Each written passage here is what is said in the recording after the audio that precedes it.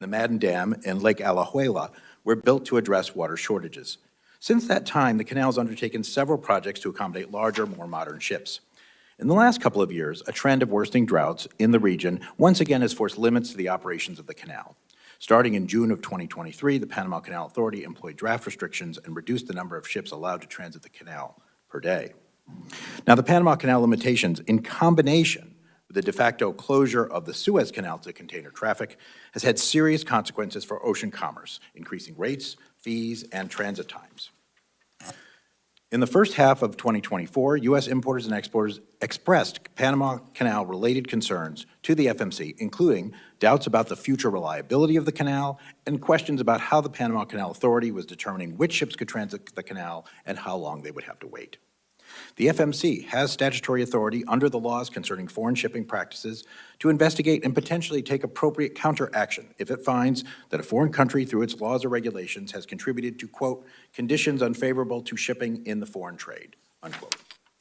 Given the statutory mandate and consistent with FMC's mission, I and then Commissioner Luisola started to look deeper into the causes of the issues facing the canal. The first step was to meet with Panamanian officials and other stakeholders, as the chairman has pointed out, about the conditions adversely affecting the canal's operations, about what was being done to address these concerns, and about whether any aspect of the canal's operations might result in conditions unfavorable to U.S. shipping that should be addressed under the Commission's authority.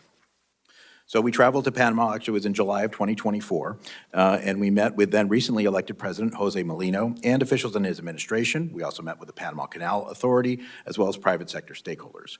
We had very candid discussions on key issues such as Panama's plans to ameliorate the water level challenges, the bidding processes used to allocate transits during times of restrictions, and our concern the Canal Authority was bringing in far more revenue during the crisis than it had before limits were forced by the water shortages.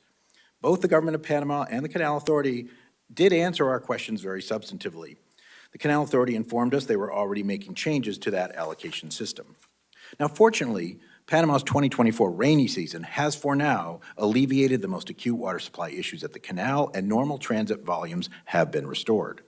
That said, while the Panamanian government and Canal Authority have, with the advice of the U.S. Army Corps of Engineers, developed credible plans to mitigate future water shortages, they also warned that it is likely that at least one more period of reduced transits will occur before these plans can be fully implemented.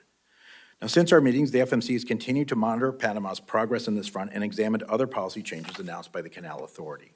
I do have continuing concerns, particularly about the auction-like slot allocation procedures, not so much as they are applied right now because transits are not being rationed, but when another low-fall rain period occurs.